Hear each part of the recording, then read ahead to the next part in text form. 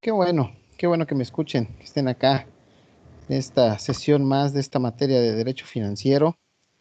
Eh, Muchachos, el día de hoy ya tenemos por ahí, vamos a admitir a sus compañeros que están esperando entrar. Eh, bueno, muchachos, antes de empezar, cualquier circunstancia, pregunta. ¿Tienen ustedes alguna duda, pregunta, comentario en relación? Hoy, el día de hoy, muchachos, vamos a platicar un poquito sobre las actividades que faltan por entregar ya para este fin de semana, así como también la actividad de cierre. Las voy a explicar ya para que no tengan ningún problema. En este momento voy a empezar con la grabación. Ah, ya están grabando, bendito sea el Señor. Bueno, voy a explicar qué es lo que tienen ustedes que realizar durante las actividades venideras que tienen ustedes que entregar. Y les recuerdo y quiero hacer el hincapié, muchachos, acerca de la parte de que ya estamos cerca del cierre, ya estamos cerca del final. El 2 de mayo, o sea, ya lo próximo domingo, se cierra la actividad de cierre de la plataforma, ¿sí?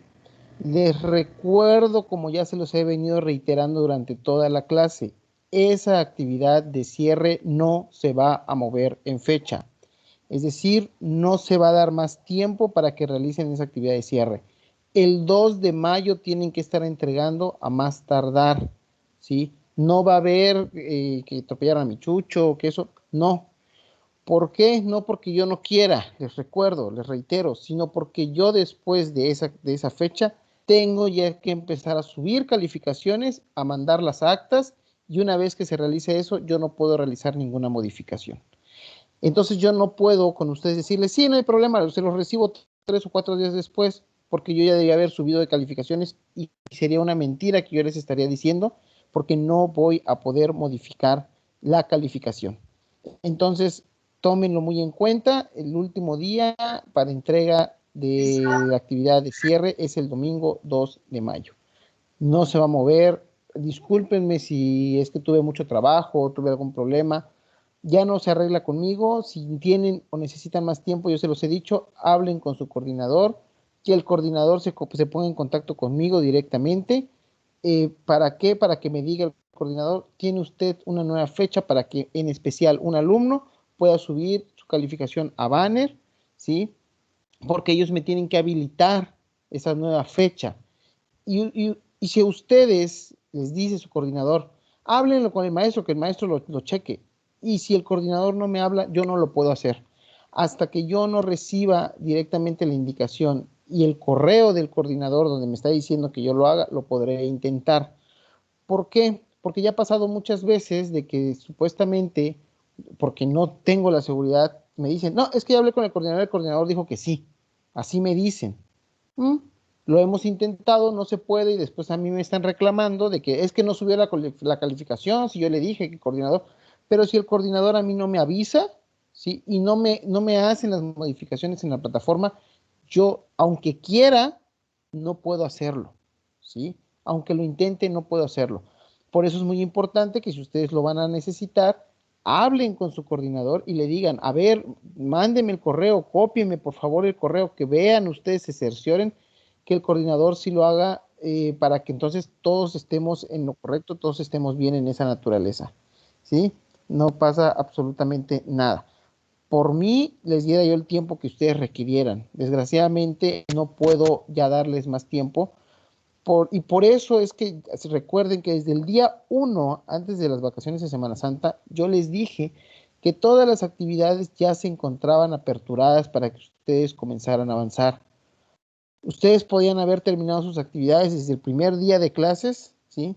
Espero que no lo estén dejando para el último día, ¿sí? Y diciendo, ay, que me dé más tiempo el maestro, porque ahí ocurren dos cosas. Primero, muy seguramente no se les va a dar más tiempo. Y segundo, ¿sí? Nada más habla mal de ustedes en el momento en que no saben organizar sus tiempos. ¿Sí? Yo entiendo que tienen trabajo, yo entiendo que tienen otras cosas que hacer, pero esto es un compromiso que ustedes decidieron tomar, decidieron contraer, Y como se los dije en la primera clase, esperen de ustedes maestros como quisieran los maestros de sus hijos, ¿sí? Entonces, por favor, no se atrasen, se los pido. Yo he tratado de ayudarlos en sus calificaciones lo más que he podido. Hay personas que sí he tenido, me he visto con la penosa necesidad de regresar trabajos. Espero que no sea su caso de alguno de ustedes. Y si lo ha sido, pues traten de enviar. Para eso, las personas que han enviado antes, pues les he regresado y algunos me han vuelto a enviar y no se afecta su calificación. Pero hay personas que también después de 4 o 5 días que ya cerró la plataforma me hablan y me dicen, recíbame aunque sea con 9, me dicen, o sea, así no se trata de eso, se trata de que se cumpla en tiempo y forma, ¿sí? Yo entiendo, les digo, entiendo la problemática que esto causa, pero pues también debemos de entender, ¿no? Que existen reglas establecidas y que ustedes pagan una cantidad de dinero por seguir esas reglas establecidas, aprender y formarse, porque tampoco sería justo nada más que todas las personas pasen, porque tanto el título de aquellas personas que nada más copiaron y pegaron en internet si el maestro no revisó, vale como vale de aquella persona que últimamente sí hizo el esfuerzo, sí estudió, sí aprendió. Entonces, hay que, si queremos, exigimos políticos de calidad, profesionistas de calidad y que México verdaderamente sea de un país de calidad, pues tenemos que empezar por nosotros en la exigencia. Bueno, muchachos, el día de hoy vamos a empezar con esa parte. La actividad queda pendiente. eh, Tenemos por ahí pendiente la, vamos a explicar el día de hoy la actividad 5, la actividad 6 y la actividad global de aprendizaje. Bueno, empiezo por la actividad número 5. Si hay dudas, muchachos, preguntas, háganme el favor de levantar la manita para que yo pueda observar o interrumpirme en su caso, porque ahorita voy a estar leyendo partes de la plataforma para ir explicando y que todo vaya muy bien, corriendo muy bien. Bueno, la actividad de aprendizaje de la sesión 5, que es el podcast, eh, nos dice que con base a los elementos abordados, es decir, todo lo que ustedes ya habían visto en todas las actividades anteriores, así como lo poco o mucho que hemos visto en las clases, ustedes deben realizar un podcast en el que explique los principios constitucionales, actividades, funciones, clasificación y estructuras propios del presupuesto de egresos. Bueno, esa es la actividad. No es muy complicada, es una actividad. Lo que nos está pidiendo aquí la actividad es que nosotros vamos a platicar, vamos a ver, a realizar un audio en donde ustedes expliquen lo que se entiende directamente por el presupuesto de egresos, sus características, sus funciones como tal, sus principios, ¿sí? Recordemos que el presupuesto de egresos tiene una función importante dentro de nuestro Estado mexicano, porque es la forma en la cual el Estado va a administrar directamente los gastos del erario público y en qué lo va a gastar. O sea, desde el momento en el que, acuérdense ustedes que según el artículo 25 y 26 constitucional, nos deja el hecho de la Rectoría Económica del Estado y el Plan Nacional de Desarrollo, lo que ya hemos venido platicando en clases anteriores. Tenemos esa línea y esa guía. Bueno, ese es el qué vamos a hacer a futuro. La pregunta importante y la que le hacemos, por ejemplo, a todos los políticos que ahorita están en campaña es que no me importa que me digas qué quieres hacer, sino cómo lo vas a hacer, que esa es la verdadera pregunta. Esa es la pregunta importante. ¿Cómo vas a llegar del punto A al punto B? Ese es el punto. Que tú me digas que vas a acabar con la corrupción, que vas a poner mejor educación, que vas a dar más seguridad. Bueno, eso cualquiera lo puede prometer, cualquiera lo puede intentar, pero la pregunta importante es cómo lo vas a hacer. Porque toda nuestra forma de vida imperante se mueve con relación a la base económica de lo que tenemos. Yo quiero seguridad en mi casa, por ejemplo, pues entonces tengo que hacer un gasto. ¿Por qué? Porque tengo que poner cámaras de seguridad, tengo que elevar las bardas, tengo que poner barda perimetral, eléctrica, reja eléctrica, tener perros y un guardia de vigilante, un guardia de vigilancia. Y así voy a hacer mi casa muy segura. Pero todo eso implica un gasto, ¿sí?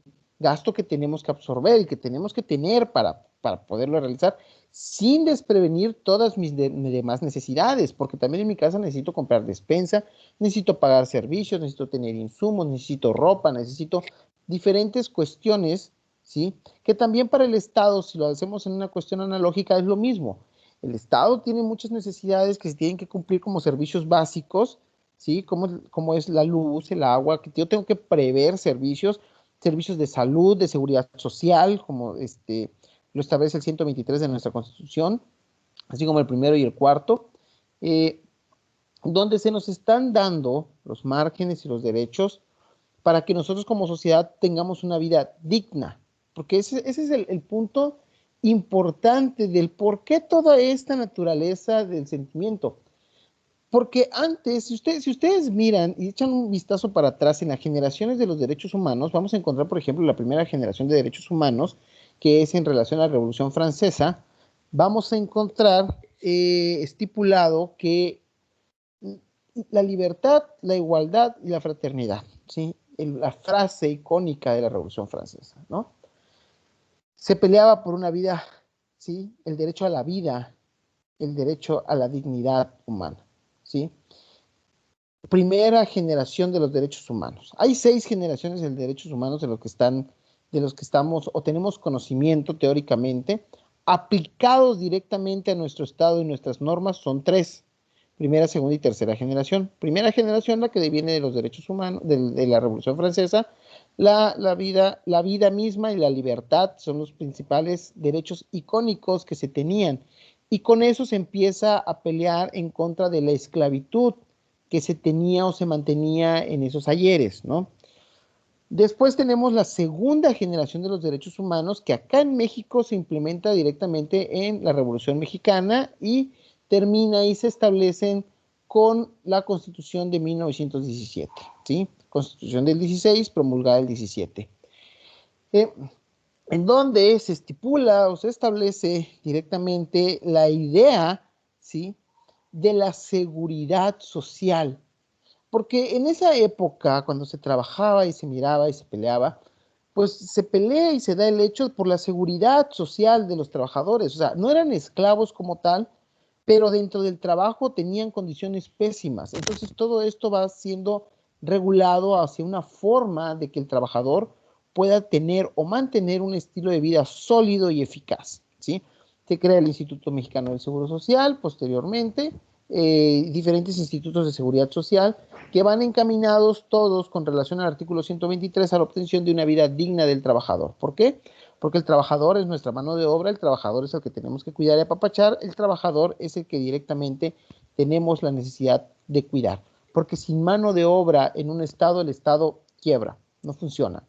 Eh, por eso mismo, acuérdense ustedes que el estado tiene 3 características: territorio, población y gobierno.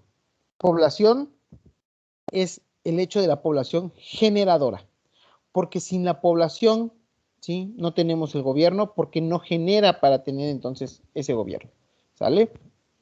Eh, Después tenemos la tercera generación de los derechos humanos, que estamos hablando por ahí, que el nacimiento de la ONU en 1948, con la firma o la Convención de los Tratados de los Derechos Humanos de la ONU directamente, donde se establecen los derechos ya de dignidad internacionales y de acopio internacional.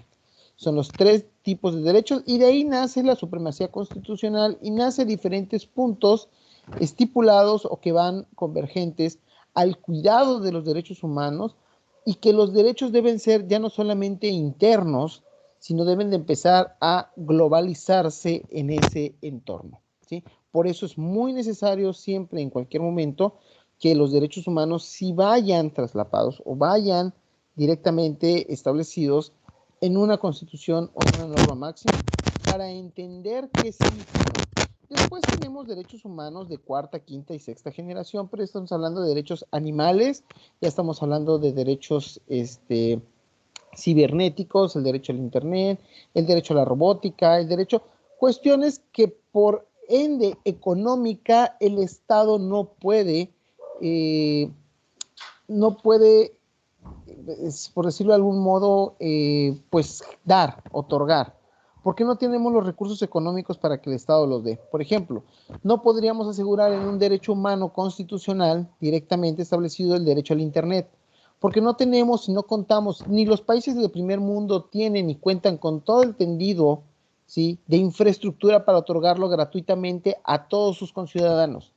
Entonces México tampoco lo tiene. Sí está reconocido como derecho humano, pero no tienen las capacidades económicas y administrativas para otorgarlo todavía. Por lo tanto, no se otorga o no se genera como derecho humano. ¿Cómo vamos avanzando en ese punto? Pues vamos avanzando en el hecho de que sí se le den a empresas privadas el derecho de gestionarlos y otorgarlos, y que cualquiera puede ir, es decir, Telmex, Megacable o quien sea, Total Play, no puede negarle el servicio a cualquier particular, porque entonces si el Estado podrá intervenir por medio de la Secretaría de Competencia Económica y obligarlos a otorgar un servicio del cual sí es su derecho mantener. Tal vez no sea todavía obligación del Estado otorgarlo, pero sí es obligación del Estado regular que sí pueda llegar a cualquier mexicano, que son dos cosas totalmente diferentes. Bueno, pero todo esto tiene cabida o va en el hecho de que si vemos bien esta Planeación Nacional de Desarrollo tiene que ir encaminada a la búsqueda de todos esos derechos de dignidad humana, que ese es el punto establecido. ¿Yo para qué quiero libertad? ¿Yo para qué quiero verdaderamente una libertad establecida si no puedo vivir dignamente? Si no se me otorgan a mí los medios, herramientas y características necesarias que el Estado debe de soportarme, donde yo pueda vivir con dignidad, ¿sí? Entonces, si el Estado no me provee esos puntos, ¿sí?, no voy a poder entonces satisfacer mi dignidad humana y por ende no me voy a encontrar bien como ciudadano mexicano. Entonces, el Estado tiene que tener la capacidad económica para, mínimo, otorgar los requerimientos, derechos y obligaciones de las cuales constitucionalmente nos encontramos para poder soportar todos esos servicios básicos. Y todo eso viene enumerado y viene satisfecho directamente en el presupuesto de egresos. Si se fijan bien, los trabajos y todas las tareas que hemos venido realizando vienen encaminadas sobre la realización del presupuesto de egresos. Solo las primeras eran el presupuesto de ingresos. ¿Por qué? Porque una cosa es captar, ¿sí? Y eso lo hace directamente el SAT en sus regulaciones terminantes, pero después de eso es qué voy a hacer con ese dinero. ¿Para qué me va a servir ese dinero? ¿Cómo lo voy a administrar de manera fehaciente y eficaz para poder cumplir primero con todos mis servicios y todas mis obligaciones que como Estado yo he generado? Y hablando de infraestructura, salud, seguridad, cuáles van a ser las estrategias y formas de atacar todas las problemáticas que de políticas públicas se desprenden, ¿sí?, hacia mis ciudadanos. Bueno, en primera parte, ¿sí?, es muy importante que sepamos cuáles son esos principios constitucionales que se nos marca para poder realizar ese presupuesto de egresos. ¿Qué tengo que tomar en cuenta? Pues para eso existe un Plan Nacional de Desarrollo. ¿A qué van? Por ejemplo, los dos grandes infraestructuras, obras de infraestructura que va a hacer nuestro gobierno federal este año es el aeropuerto y el Tren Maya. Son las dos grandes joyas, vamos a decir, de este sexenio, ¿no? Bien o mal, ese es otro tema. Bueno, pero entonces el presupuesto de egresos tiene que estar girando sobre esas dos grandes obras, ¿sí? ¿Por qué? Porque necesitamos el dinero suficiente para hacerlos valer, sin dejar de atender todas aquellas que son, para eso existe la política, ¿sí?, gubernamental, ¿sí?, lo que hablamos, la agenda de gobierno. Tú ya tienes una agenda preestablecida donde tu Estado te estás comprometiendo a mantener, ¿sí?, ciertos gastos y ciertos puntos sobre el gasto público. Tenemos una pandemia que todavía no termina. En ese presupuesto de egresos que acaba de salir, pues debe estar muy bien referido una cantidad de dinero establecida para todos los gastos de salud conforme a la pandemia, ¿sí? Entonces ahí ese manejo administrativo pues es el que es necesario directamente para establecer. Todos esos son los puntos que ustedes tienen que abordar directamente, tienen que estar establecidos para encontrar o saber y poder realizar su actividad en la cual ustedes puedan explicar esas estructuras o las razones del por qué se están dando esas estructuras, ¿sí? Directamente en el presupuesto de egresos. Bueno, ese es por un lado.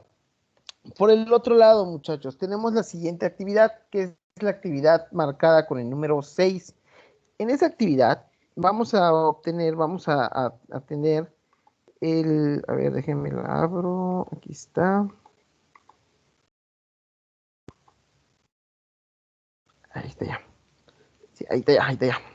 Bueno, la actividad número 6 nos dice que con base en los elementos abordados deberás realizar un video material audiovisual en el que explique los principios de la intermediación financiera y los órganos que se involucran en la intermediación financiera y cambiaria. Bueno, en esta actividad, muchachos, vamos primero a abordar los temas de los principios de la intermediación financiera. Eso es, ¿cuáles son o cómo son cuando tú ya tienes tus gastos establecidos, ¿no? Tú ya sabes lo que tú vas a realizar. Tú ya tienes preestablecido cuáles van a ser tus guías y tus planes, tus obras que tú vas a tener. Bueno, todos estos puntos van a ir en relación a principios financieros establecidos, ¿no? O sea, ¿cómo lo voy a realizar? ¿Qué me dice la ley? ¿Dónde tengo que estar? Tengo que abarcar. Pero también desde el punto de hecho de la intermediación financiera. ¿Por qué? Porque existen formas de atacar ciertos puntos de, por ejemplo, de la pandemia. Tenemos que tener ciertas personas como intermediarios o ciertos institutos de gobierno como intermediarios, como tal. ¿En relación a qué? En relación a que sí tenemos ciertas circunstancias de, eh, por ejemplo, vamos a hacer gastos, ¿sí? Pero tenemos que tener siempre ciertas personas establecidas dentro del gasto público de cómo lo va a gastar, cómo lo va a hacer. Y para eso también nos sirve mucho el apoyo de la Secretaría, por ejemplo, ahorita que le cambiaron el nombre horrible a la Secretaría de la Honestidad, bueno, a mi parecer. Y también tenemos el instituto, ay, se me fue el nombre, bueno, de los que van a auditar directamente el gasto público, ¿sí? Tenemos que tener mucho cuidado en ese punto. Bueno, ellos van a dictar quiénes pueden o quiénes no pueden ser intermediarios para todo este gasto, porque el gobierno no va a agarrar, o bueno, gobierno federal no va a tomar el peso ellos mismos y van a decir, ah, bueno, yo me voy a ir hasta a comprar los insumos médicos, a comprar todos los requerimientos, a hacer todas esas circunstancias. No, sino que lo van a hacer por medio de intermediarios con sus propios principios, quienes van a realizar ciertos actos y gestiones que sean mandados. Para eso existen, y ustedes ya deben de conocer, por la materia que ya están llevando, existen la forma de organización administrativa del Estado, ¿sí? Los órganos centralizados, descentralizados, desconcentrados, las paraestatales, que son los que van a funcionar o fungir, ¿sí? Al final de cuentas, como si fueran mandatarios judiciales de gobierno federal, que son ramas, son brazos, son extremidades, todos de gobierno federal, pero que al final de cuentas tienen una actividad preestablecida, ¿sí? Para que realicen un acto para el cual se están creando específicamente, ¿sí? Porque si no realizan ese acto por el cual se están creando específicamente, pues no sirve. ¿Yo para qué quiero tener un instituto, por ejemplo, el Instituto Mexicano del Seguro Social, si no va a dar atención de seguridad, de salud? Sería una tontería, ¿no? Tener un instituto de seguridad de salud y que no me dé esa salud, que no me dé ese punto de salud. Entonces, sí es muy necesario, o si vamos a caer en el hecho de que sí se requiere o sí se mantiene establecido el punto de que ciertas instituciones funcionan como intermediarios o incluso terceros particulares que también podrían funcionar como intermediarios para la obtención de ciertos recursos o ciertos servicios del Estado. Porque recuerden ustedes que también tenemos el contrato de subrogación que sirve o se utiliza cuando el Estado no cuenta con los medios necesarios para otorgar un servicio. Entonces, se lo subrogo a un particular, pero yo me sigo haciendo cargo de todos los gastos inherentes. Eso lo vemos muy común en salud, lo vemos muy común cuando, por ejemplo, yo no tengo ya más camas para quimioterapias, yo ya no tengo aparatos para hacer ciertos tipos de estudio. Entonces subrogo, ¿sí? ¿Por qué? Porque no me sale comprar los aparatos, es demasiado caro, pero yo conozco particulares que sí los tienen. Entonces subrogo, o sea, les voy a ordenar, les voy a dar esos servicios para que ellos lo otorguen, lo presten, pero yo se lo voy a pagar el servicio. Mi derechohabiente va a llegar ahí, va a tomar el servicio, le van a dar sus estudios, se va a agarrar, se va a dar la media vuelta y se va a ir, ¿sí? Y yo me voy a quedar, a él no le van a cobrar ni un peso y yo, instituto, pues voy a hacer los gastos necesarios. Esos son terceros. Y que tienen que estar al final de cuentas estipulado bajo los principios, ¿sí? De la intermediación financiera, ¿sí? Y los órganos que se involucran en la intermediación financiera y cambiarán, ¿no? Acuérdense que existen diferentes financieras o personas morales establecidas como financieras que también van a jugar un papel muy importante en la economía y el comercio nacional, que pueden hacer fluctuar de diferentes maneras o intervenir de diferentes maneras dentro de nuestro presupuesto, ¿sí? Por ejemplo, las, las personas que se dedican, personas morales, empresas, eh, que se dedican al traslado de bienes, hablando por ejemplo, las remesas que se envían desde Estados Unidos hacia México, pues bueno, ahí hay una circunstancia de que lo manejan o son operadas directamente por particulares, por financieras, y que al final de cuentas son muy importantes. Tan es así que la tercera, si mal no recuerdo, la tercera fuente de ingresos del Estado más importante son las remesas que se envían de Estados Unidos hacia México, ¿sí?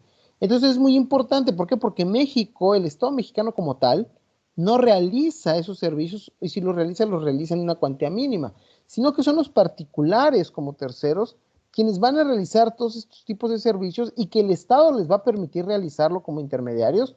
¿Por qué? Porque al Estado me conviene, a mí, Estado mexicano, me conviene que ese flujo de dinero que es enviado por los trabajadores nacionales en Estados Unidos entre a México y me sirva. Entonces tengo que buscar una forma de envío, ¿sí? Porque incluso si lo viéramos desde un lado, desde un punto de vista objetivo, Estados Unidos como Estado podría decir, oye, yo no voy a permitir que indocumentados que estén trabajando en México puedan enviar el dinero, porque son indocumentados. Y se supone que ellos no quieren indocumentados en México. Entonces, ese es el punto importante.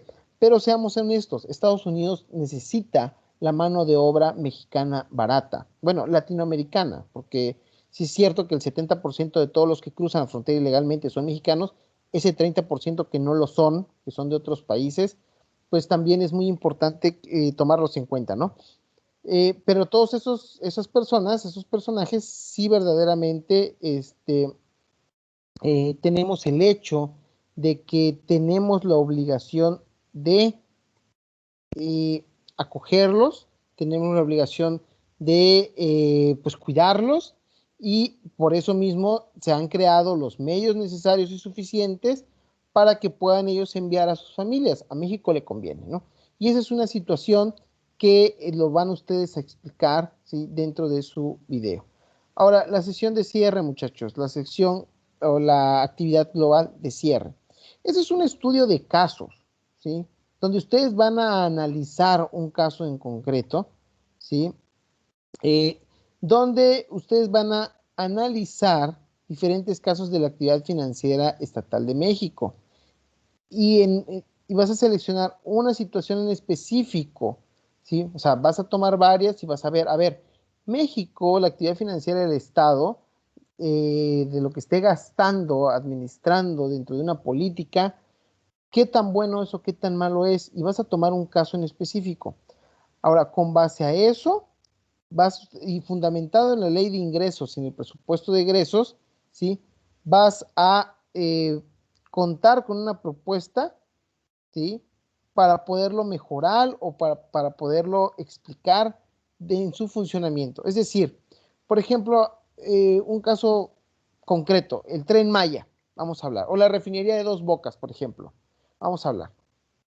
La refinería de Dos Bocas en México, pues es un caso particular y específico de una actividad financiera del Estado. Eso no hay que hablar ni hay que decir. ¿Por qué? Porque al final de cuentas, dentro de la ley de ingresos, se tiene que ver ya presupuestado a fuerzas una cantidad de dinero que se tiene que captar. Porque recuerden que la ley de ingresos va a ser en relación a decir cuánto dinero necesitamos y por lo tanto cómo lo vamos a captar. ¿Sí? O sea, es decir, el Estado mexicano desde un principio empieza.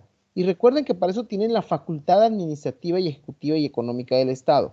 Porque si el Estado dice, necesito 1,000,000,000 de pesos, suponiendo, ¿no? Ok, necesitas 1,000,000,000 de pesos, ¿cómo lo vamos a captar? Ah, bueno, tenemos el 16% de IVA, lo vamos a subir al 17 y con eso captamos los 1,000,000,000, los 1,000,000,000 de pesos. Que si es una cuestión política, de valor político, de una relación sustancial en política, el subir los impuestos, algo que no se quiere, no se busca, ok, lo entendemos, todo mundo lo sabe, todo mundo lo entiende. Nadie quiere realizar una circunstancia de esas porque el golpe político puede ser bastante alto y eso no se quiere y no se necesita, sobre todo en esta época electoral, ¿no? Entonces, lo que vamos a hacer ahí en ese punto es directamente, pues, ver cómo se va a captar ese dinero en relación al caso que ustedes hayan elegido. Estábamos explicando el de Dos Bocas, bueno, 1,000,000, pues simplemente con el hecho de que subamos los impuestos, por ejemplo, vamos a poder decir, y en el presupuesto de egresos vamos a analizar si eso no es suficiente de todos los gastos que necesitemos, ¿sí? Primero hay que ver qué necesitamos gastar y después vamos a ver qué necesitamos nosotros, pues, ingresar, cómo lo vamos a ingresar. Entonces, desde ese punto, ustedes van a hacer el análisis de casos concretos y explicarlos cómo funcionarían o cómo tendrían ustedes que hacerlos valer, ¿no? Ese es el punto importante sobre esta naturaleza. Ahora, para que nosotros podamos entender, ¿sí? Tenemos que entender diferentes cuestiones y sobre todo tres muy importantes en la ley de ingresos, que es la recaudación, la concentración y la custodia de recursos. Son muy, muy importantes. ¿Por qué? Primero la recaudación, porque sin esa recaudación, y esto ya es para que hagan su análisis, sin la recaudación que nosotros podamos realizar como Estado, sin ver cómo recaudamos directamente, no vamos a poder cumplir con todos los proyectos establecidos en el Plan Nacional de Desarrollo. Y esa es una de las razones por las cuales Andrés Manuel López Obrador atacó en dos vertientes que de hecho desde el punto de vista político y económico estuvo bien, tal vez en la ejecución no está bien, pero desde el punto de vista político estratégico sí está bien que él empezara diciendo, o cuando empezó con su sexenio, dijo, ¿sabes qué? Lo primero necesitamos que hacer es una recaudación, acabar con la parte informal y acabar con esas cuestiones de que las grandes empresas no paguen completos sus impuestos. Tienen que pagar impuestos. Lo primero como Estado que tenemos que hacer es ver es la recaudación. Y esa es la parte más importante y objetiva que se debe de tener dentro de un Estado. Si nosotros no podemos recaudar fehacientemente, no podemos hacer esa recaudación correcta y eficazmente, ¿sí? No vamos a poder seguir adelante, sacar adelante un Estado. Apréndenselo bien. La parte más importante es cómo recaudo, ¿sí? Sobre todo por el hecho que tengo que tener, por ejemplo, el principio de equidad y el principio de igualdad en los impuestos. Es una cuestión que con hilitos lo tengo que manejar, ¿sí? ¿Por qué? Porque recuerden que se cobran más impuestos a los que más tienen y menos impuestos a los que no tienen. Y si no hago ese balance correcto de que mis normas y mis misceláneas fiscales estén muy bien establecidas año con año para poder entender y saber cuánto es lo que necesito y cómo lo voy a recaudar, puedo estar haciendo daño a mis particulares, a mis ciudadanos. Y si yo causo daño a mis ciudadanos van a enojarse y si mis ciudadanos se enojan, e incluso me pueden iniciar un golpe de Estado, una revolución. Entonces es muy importante ver, ¿sí? ¿Qué es lo que hizo Andrés Manuel? ¿Qué empezó a hacer? Decir, ¿sabes qué? Muchas empresas no pagan históricamente, hay que cobrarles, les cobremos. E inició cobrando, ¿sí? Inició resolviendo ese problema de golpe. ¿Cómo cobro? ¿Qué cobro y a quién le cobro? que es una parte muy importante, ¿sí? Después de eso, bueno, ya cobré, ya empecé a cobrar, ahora sí, hay que realizar lo que se llama la concentración, que esos son lo que se conoce con el nombre de las arcas públicas. Más o menos como en una empresa, todos conocemos, por ejemplo, aquí la UNIT. Yo pago, yo soy del campus, digamos, Chiapas, otro del campus Colima, otro del campus Monterrey, otro del campus Yucatán, ¿no? Y entonces dijeran, es que yo pago mucho o yo pago acá, pero ese dinero no es que quede aquí en el campus, ¿sí? Ese dinero lo que hacen, igual que hace el Estado, es concentrarlo en un solo punto, ¿sí? Porque muchas veces dicen, hay lugares donde dicen, tanto que pagamos de colegiatura o de puntos y no son capaces de arreglar ni siquiera una banca. ¿Y qué te dicen? Es que no hay dinero. ¿Por qué? Pero no es porque lo que pagué ahí se quedó ahí, sino que se concentró. Porque nosotros los fallos y los puntos es lo que vemos, nada más. Pero, por ejemplo, yo no sé, y se concentra muchas veces en el hecho de que, supongamos que, ya hablando del Estado, en Morelos, digamos, supongamos, que existe una problemática de ambiental muy grande, se está, no sé, toda la ciudad se está hundiendo en un hoyo y se tienen que hacer gastos, muchos gastos para corregir eso. Entonces, de todo lo que se concentra, se va a tomar una gran parte para ir y realizar esa actividad, ¿sí?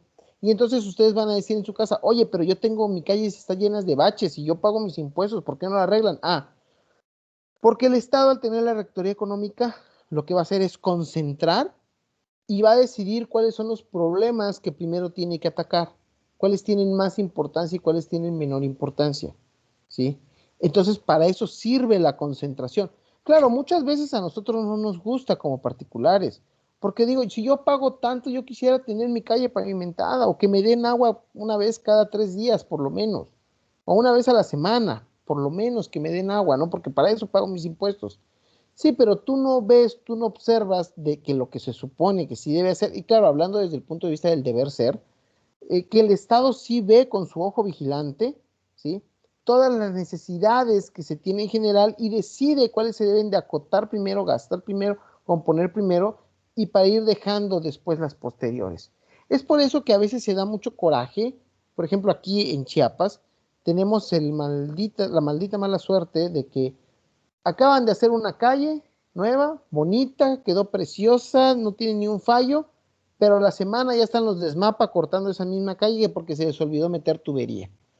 Y entonces dices, la concentración no está sirviendo porque hay una mala administración, no hay regulación entre empresas, no hay coordinación entre institutos, y ahora resulta que una calle que ya estaba bien hechecita, la tienes que cortar, vas a meter tubería, vas a volver a cerrar, no va a quedar bien, se van a hacer baches, y esa calle en vuelta de 2 años ya está hecha un relajo otra vez, en vez de que si hubieran tenido esa coordinación, esa calle me hubiera durado 20 años, tal vez.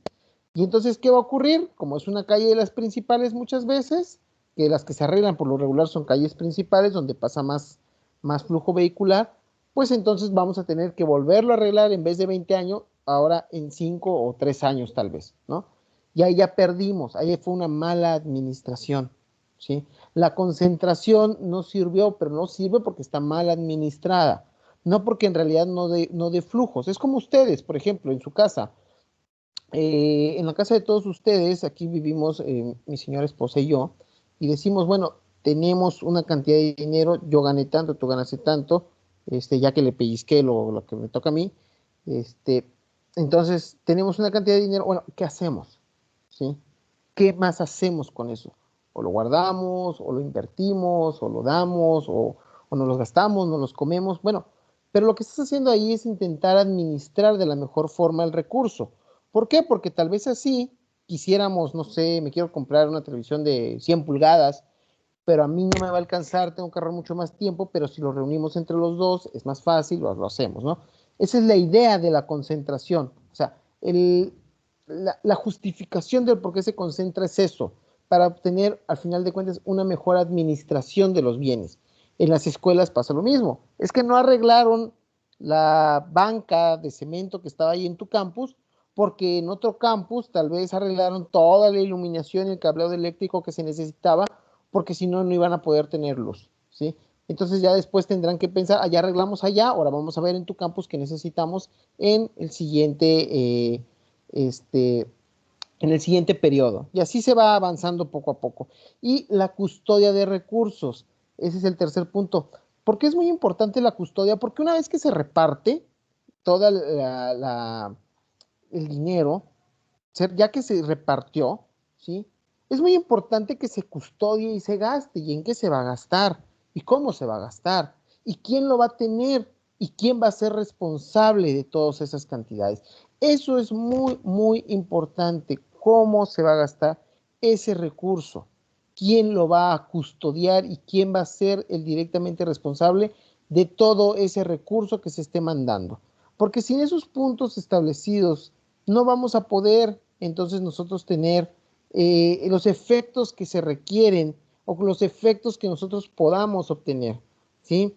Que al final de cuentas los efectos son de las actividades económicas, cómo el Estado va a poder generar más o gastar mejor, administrar mejor. En la parte social, cómo nosotros vamos a obtener mejores resultados, resultados más eficaces, más palpables, más idóneos, donde nosotros encontremos y veamos. Recuerden que dentro de las políticas públicas existen dos tipos de políticas públicas, ¿no? Por decirlo, como decía mi jefe en paz descanse, las visibles y las invisibles, no les pongas rimbombantes. Visibles porque lo estoy mirando que lo están haciendo, y las invisibles son aquellas que a veces son muy necesarias, pero nadie va a saber que están ahí. Por ejemplo, el alcantarillado es muy necesario, pero es invisible, porque va enterrado. Yo no voy a ver nunca el tubo, sé que está ahí, y hasta eso, en algunos casos, si soy nuevo en la colonia, ni sé dónde está el tubo, solo sé que está. Y la verdad ni me importa, ¿sí? Porque ese solo me importa en el momento en el que voy al baño y le jalo la palanca. Pero de ahí me importa porque el carro sí todos los días estoy pasando y eso es una cuestión que la estoy viendo, ¿sí? Entonces, desde ese punto de vista y en esas circunstancias, el efecto que se tengan de las actividades, la sociedad lo va a resentir, lo va a repercutir, lo va a observar, ¿sí? Y eso va a ser al final de cuentas una actividad financiera del Estado. Tu Estado, cómo gastas, cómo lo ves, cómo observas todos estos puntos preestablecidos. Todos estos puntos que son muy necesarios para que tu Estado, primero, cumplas con todas tus obligaciones financieras y económicas que tienes que cumplir con el Estado. Y en segundo, ¿sí? Para que la sociedad verdaderamente entienda y vea, ¿sí? El por qué se le exigen, al final de cuentas, es todos esos impuestos. Porque todo eso se tiene que reflejar, todo eso se tiene que saber, se tiene que ver, se tiene que palpar. A ver, ¿dónde está mi impuesto? No tengo agua, no tengo luz, no tengo drenaje, no hay seguridad, no hay policías, y entonces mi dinero, es que fíjese que el dinero solo está ya con los ricos. A ver, espérate, es que yo también pago. Y tu obligación es hacer un reparto, porque al final de cuentas, recordemos que el reparto social es de lo que nosotros, el capitalismo, el socialismo, el comunismo, todos hablan directamente no de actividades económicas del Estado como tal, sino del reparto económico del Estado como tal, ¿sí? Que son dos cuestiones totalmente diferentes. ¿Por qué? Porque ¿de qué me sirve? Ok, recaudaste muy bonito, pero el reparto, ¿cómo tiene que ser? Más equitativo. Si el impuesto es para ayudar a los que menos tienen de alguna forma y ayudarlos a salir, porque si no, nadie se va a interesar en esas personas. De cada 10 uno se interesarían y tendríamos ahí un problema. Entonces el Estado tiene que crear los organismos, las instituciones para proteger la vida y la idiosincrasia de esas personas y otorgarles una vida digna, ¿sí? Y aquí hay un choque de intereses, hay un choque de opiniones, porque muchos dicen, bueno, pero es que muchas personas que se les quiere ayudar y no se dejan. Bueno, pero tienen derechos. Así como lo tienes tú, lo tiene el otro porque nadie es más y nadie es menos. Tal vez porque esa persona incluso tenga problemas de salud mental y no es porque no quiera, sino porque no conoce, no sabe, o es ignorante, o ha llevado una vida muy difícil, no sabemos. No debemos de criticar y tratar de ser un poquito más empáticos con la sociedad que nos rodea, ¿no? Y esa es la chamba del Estado, ¿sí? Porque no es chamba de nosotros, no es chamba, o sea, mi chamba, por ejemplo, no sería preocuparme por los perros de la calle, Esa sería preocupación que el Estado tiene que ver. Claro, yo no estoy de acuerdo con que el Estado diga, pues los agarremos todos, los encerremos y los matemos. No, a mí me gustaría mejor que el Estado tuviera algún lugar, campañas suficientes para que los castren a todos, los tengan en un lugar y así todos castraditos y todos bien alimentados, puedan vivir, tener una vida y con el tiempo pues no se van a poder reproducir y vamos a acabar con la problemática y solo vamos a tener mascotas y ya no perros de la calle, ¿sí? Desgraciadamente el Estado, y de buena manera, y pues no somos un país de primer mundo, te dice, no tenemos el recurso suficiente para otorgar todos esos servicios, así que por lo tanto, date por bien servido que pues no los matemos, los llevemos al rastro y ustedes adóptenlos, y eso es lo que podemos hacer, ¿no? Eh, que es una política establecida y que nosotros también, ahí es donde nosotros como particulares, pues debemos de poner. Si el Estado ya hizo su parte, pues nosotros también tenemos que hacer nuestra parte, ¿sí? Recordemos lo que les hablaba en la primera clase del Estado de Derecho, donde el Estado de Derecho vamos a llegar a él si nosotros los particulares también ponemos de nuestra parte y hacemos que las normas jurídicas sean eficaces. ¿Eso qué quiere decir? Que obedezcamos, ¿sí? Y en caso de que digamos, es que no es una norma justa, yo no quiero obedecer esa norma, utilicemos los medios de defensa y sobre todo nosotros abogados, los medios de defensa legales, pertinentes y de protección, ¿sí? En contra de las normas jurídicas, porque para eso existe mi amparo, para eso existe mi controversia constitucional, etcétera, etcétera, etcétera. Ahorita que está muy de moda, por ejemplo, la reforma de telecomunicaciones, es que no me parece, es que no sé qué, bueno, ve, promueve tu amparo, ¿sí? Directamente, para que no entre en funciones, ataques y que decidan si es correcto o no. ¿Sí? Esa es una circunstancia. Pero también tenemos que entender que, por ejemplo, con el Estado, si le estamos exigiendo al Estado que ya no hayan más extorsiones telefónicas, que ya no hayan más circunstancias de esta naturaleza por telefonía, pues también nosotros tenemos que dar un poquito de libertad de ceder para que el Estado pueda tener mejor control. Porque si no, imagínense cómo le hace el Estado. O sea, Estado, ya no quiero que me extorsionen, pero tampoco quiero que sepas quién está hablando y de dónde está hablando y rastreando las llamadas telefónicas. Entonces el Estado, ¿cómo le hago? Pongo un policía en cada persona que esté escuchando todas las conversaciones ahí de oídito al lado de ti para saber si está diciendo algo bueno o malo.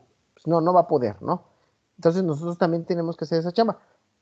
Si me lo preguntan en lo personal, yo estoy de acuerdo con parte de la reforma, no con toda, con parte sí, pero yo creo que podrían haber mejoras. Y para eso estamos también nosotros, ¿no? Para al final de cuentas, bueno, no me gusta esa parte, me voy a amparar sobre esta parte, intentando mejorar estos puntos establecidos. Así que si quieren, pues ya empiecen a preparar su amparo. Yo ya estoy viendo el mío para ver esa circunstancia. Bueno, muchachos, 1:50 y antes de que me vaya yo, porque recuerden que después de esta tengo otra clase, entonces, dudas, preguntas, comentarios, chisme, mitote, algo que no me sepa, ¿todo bien? Una duda en el en el podcast, podcast, no no especifica especifica tiempo. tiempo. Sin embargo, Sin en la ruta embargo, en la ruta dice que se va a tomar en que se va a cuenta tomar en cuenta el tiempo libre libre para confirmar. Sí, es tiempo libre, 5 o 10 minutos, tampoco quiero de una hora, o sea, no sean exagerados, abarquen los temas, yo los voy escuchando, abarquen los temas que vienen en las instrucciones, que se lleven 5 minutos, con eso es más que suficiente. Que yo escuche que ustedes están hablando y explicando esos temas, con eso es más que suficiente. No quiero media hora, no quiero una hora, con 5 minutitos es más que suficiente. Yo se los acabo de explicar, no a grosso modo, se los expliqué en 20 minutos, que ustedes me abarquen 5 minutos, ya cuando lo tengan bien estipulado y establecido, con eso es más que suficiente, no pasa nada. Gracias, profe. Gracias, profe. ¿Alguien más? Maestro, yo tengo dos dudas. En el material actual no es necesario aparecer como ¿verdad? No, claro que no, lo dice muy claro, y aquí se los dejo abiertos completamente a su imaginación, es audiovisual. Si ustedes quieren irlo explicando como tal, irlo haciendo en diapositivas, utilizar, en internet hay una serie de herramientas completamente para realizar videos de diferente naturaleza para explicar ciertos temas, utilícenlos, no hay ningún problema, ¿sí? Es más, si ustedes quieren contratar a un actor para que lo diga, pues adelante, eso ya es cosa de ustedes. ¿Sale? Solamente ocupen sus temas. ¿Sale? Bueno, y la otra es con respecto a la actividad global de aprendizaje. Entonces, con el ejemplo que usted dio, por ejemplo, de Dos Bocas, ahí podríamos nosotros manifestar quizá posiblemente que a lo mejor los recursos pudieron haber sido empleados para otro proyecto o para alguna cuestión más, Claro. por ejemplo, de energías renovables, etcétera, ¿no? Es lo que entiendo, ¿no? Sí, la idea es que ustedes esa teoría del caso la desmenucen y expliquen a partir de la ley de ingresos y egresos cómo pudo afectar o utilizarse de una mejor o peor forma. ¿Sale? Gracias. ¿Alguien más? Disculpe, para eso del caso, ¿tendría que ser a nivel federal o puede ser estatal? No puede ser nivel federal, nivel estatal, sin ningún problema. Hagan muy bien su introducción y explíquenme de qué están hablando para que no haya ningún problema. De hecho, si ustedes se fijan en el cierre, en las instrucciones, ahí les piden una introducción, el desarrollo, una conclusión. En la introducción expliquen muy bien que es una cuestión estatal, de qué estado me están hablando y en relación a quién me están hablando. Y sin ningún problema, yo lo reviso. ¿Alguien más? Sí, profesor. Dime. Sí, nada más un comentario de lo que dijo hace rato de la obra pública. Precisamente en cuestiones de obra pública no lo hacen bien las obras, precisamente para poder siempre tener obra pública, porque se ha demostrado que en estas obras públicas es donde mayor dinero por comisiones piden los políticos. Entonces realmente no les conviene hacer bien las cosas para tener que repararlas, estar haciendo obras, obras y obras, porque de ahí deriva todo lo que ellos enriquecen constantemente, ¿no? Entonces, nada más ese comentario de lo que esto estaba diciendo. Sí, mira, aquí hay una situación muy importante. Si bien es cierto eso que apuntas, eso que dicen, ese comentario me lo han hecho, y yo mismo lo hacía hace un sinfín de veces. Sin embargo, cuando tú estableces y estudias una política pública predeterminada, te das cuenta que no hay necesidad de hacer una obra mal para poder seguir teniendo más obras, sino que simplemente el hecho de que tenemos todavía esa forma de pensar tan retrógrada que decimos, en vez de hacer la calle voy a bachear, porque así vuelvo a bachear otra vez para la próxima lluvia, cuando en realidad podrías hacerlo bien, quedar bien, tu valor político es mejor y puedes realizar otra obra en otro lugar todavía más cara y se te va a aprobar y vas a tener mayor valor político. Y eso es lo que no entiende. Y es más fácil que te reelijan, porque muchas veces si tú haces una calle bien, la gente dice, ese personaje le hizo bien, voy a votar por él porque la va a volver a hacer bien y mejor, y sobre todo en esta época de reelección.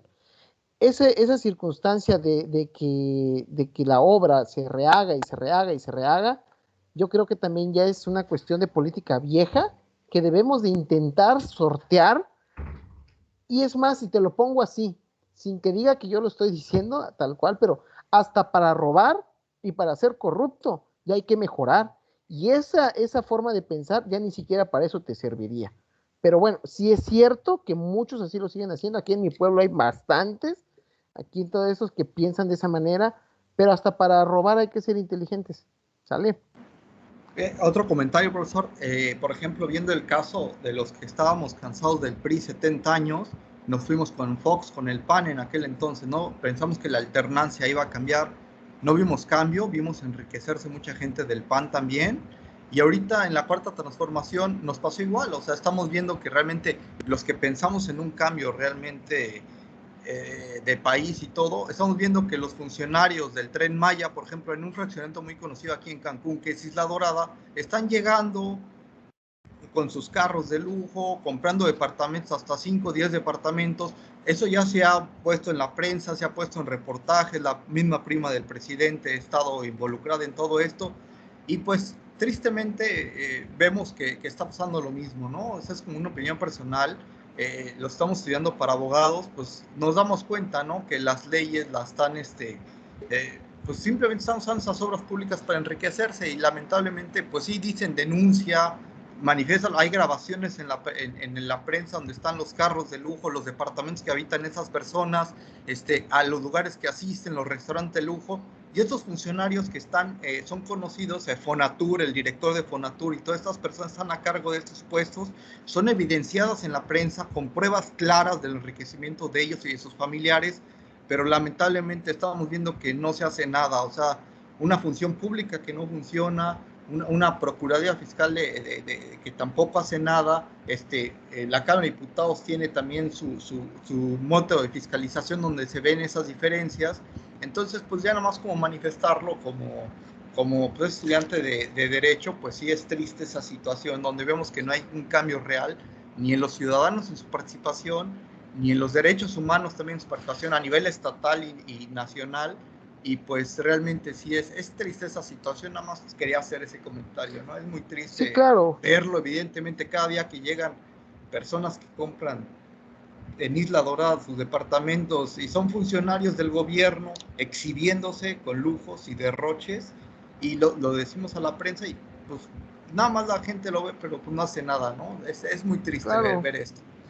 Sí, suele suceder. Mira, yo te daría el consejo de que si lo quisieran hacer claro, una vez lo hicimos, es una circunstancia acuérdate que hay una cuestión de denuncia de hechos ante el Ministerio Público o ante, en este caso, la Secretaría de la Universidad, y tú dirás, es que no avanza, es que una vez que se hace la denuncia, si en los 3 meses no ha avanzado, haz un amparo, y haz un amparo por no ejercicio de la acción penal o no ejercicio del procedimiento, y vas a ver cómo sí va a empezar a avanzar, sobre todo si tienen las pruebas establecidas y los metes.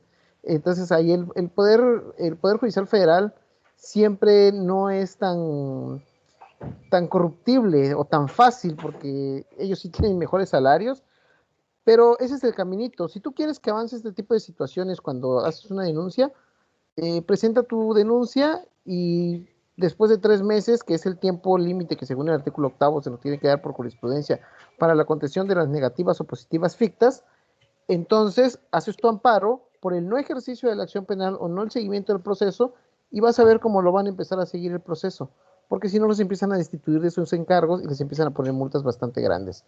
Entonces, ese es pues es una opinión, una idea que les doy. Si algún día quieren pelear con eso, ¿por qué? Porque ustedes dicen, ya levanté mi denuncia, ya hice lo correspondiente, ya lo publicamos, pero no pasó nada. Pero jamás han hecho esa cuestión de impulsarlo mediante el juicio de amparo, el no proceso de la acción penal, y las cosas cambian muchísimo. Ese es un consejo que yo les podría dar si están interesados en hacerlo. ¿Sale? ¿Alguien más, jóvenes? ¿No? Bueno, voy a tomar su silencio como el hecho de que todo está bien, entendimos todo. Fue un gusto, muchachos, estar con ustedes. Yo espero verlos la próxima semana. Creo que la próxima semana también tenemos clases dentro de lo que estoy viendo. Entonces, nos vemos en 7 días, el próximo sábado. Espero que se encuentren muy, muy bien. Cualquier duda, pregunta, comentario, ya saben, por la plataforma, ahí los voy a estar viendo, y envíen sus trabajos y ya se calificarán en tiempo y forma. Fue un gusto.